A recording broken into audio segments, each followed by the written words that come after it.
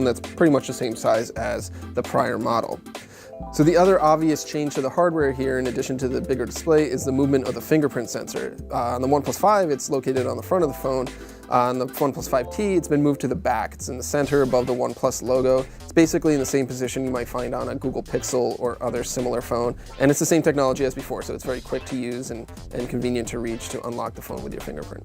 Otherwise, the design of the phone itself is virtually the same. It's the same kind of curved aluminum finish. This is the midnight black model, and that's the only color that they're going to be launching at first, but it still looks very nice. It gets a little bit fingerprinty and it's a little bit slick at first, but it is very nicely made as well.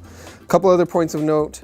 You've got the USB-C port, still has OnePlus's fast dash charging. There's still a 3.5mm headphone jack, even though it supports Bluetooth 5.0 out of the box. And then on the side, you still have the ringer switch, which you can physically switch from ringing to do not disturb and fully silent modes, which is kind of unique to OnePlus. Inside, the phone is virtually exactly the same as well. It's got a Qualcomm Snapdragon 835 processor. You can get it with 6 or 8 gigabytes of RAM, 64 gigabytes or 128 gigabytes of storage. It supports dual SIM cards. Everything is basically the same as the OnePlus 5 on the inside as well. So the performance is really fast. One thing that I've noticed in my short time with it is that it doesn't have any of the jelly scrolling effect that I saw on the OnePlus 5. So that's a big thing. If you can see it, it makes a big difference in your everyday use, and I'm kind of glad that it's not here and OnePlus fixed that problem.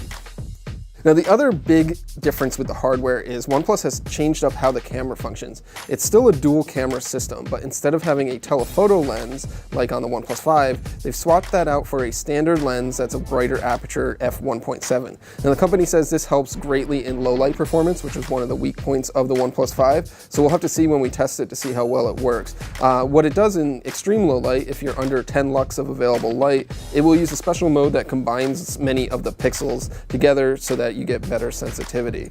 Otherwise, you're still looking at a 16 megapixel sensor here, a 20 megapixel sensor there. They're both full color, and then the system just kind of uses its intelligence to figure out when to use each sensor. Because the fingerprint sensor has moved to the back of the phone, OnePlus has added another way that you can unlock the phone quickly and easily if you don't particularly like using the fingerprint sensor. It's calling this Face Unlock. It uses the front-facing camera to see your face and then unlock the phone. It doesn't have the IR sensors that you might find on an iPhone 10 or a Note 8. It is just using the front camera to see your face, and you can't use it for things like authenticating Android Pay or logging into websites. It's only used for unlocking the phone.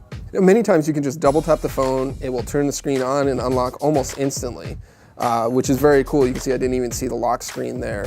Because it's just using the front camera, it doesn't have any IR features. You might have some trouble if you're wearing big sunglasses or if it's very dark and you'll have to rely on the fingerprint sensor to unlock your phone. But for most times, indoors, outdoors, you can unlock the phone really quickly by just looking at it, which is very cool. Now, the software on the OnePlus 5T is virtually identical to what you get on the OnePlus 5. It's still running Android 7.1.1 Nougat. The company says it's working on getting Oreo out the door for early next year, and it does have a couple beta programs in place for that for some of its other phones, but at launch, this is running Android 7.1.1. It's got OnePlus's launcher here, which gives you some customizability. It's very fast and easy to use, and you can see there's almost no bloatware installed. The only pre-installed apps outside of Google's are OnePlus's community app. So the OnePlus 5T mostly builds upon what the OnePlus 5 already has, and then it improves them. You get a better, wider display that's more modern to use. You get some new Face Unlock features. In theory, the camera should be better performing in low light, which is all very important stuff, but it doesn't get rid of the stuff that made the OnePlus 5T great. It's very fast performance, high-end specs, good build quality, and a pretty aggressive price. So there you have it. That's our quick look at the OnePlus 5T. It's going to be available next week, November 21st, and it's going to cost about 20 bucks more than the 5. So you're looking at $499 for a model with 64 gigs of storage or $559 for a model with 128 gigs of storage. We're going to have a lot more to say about this, including our full review coming up. So be sure to check out theverge.com and youtube.com/theverge. This is why we need the garage door on here. It's like, shut this off for video. We could even use this as a meeting room with it closed. We could install a smart garage door opener on it. There's so many. It would look so cool.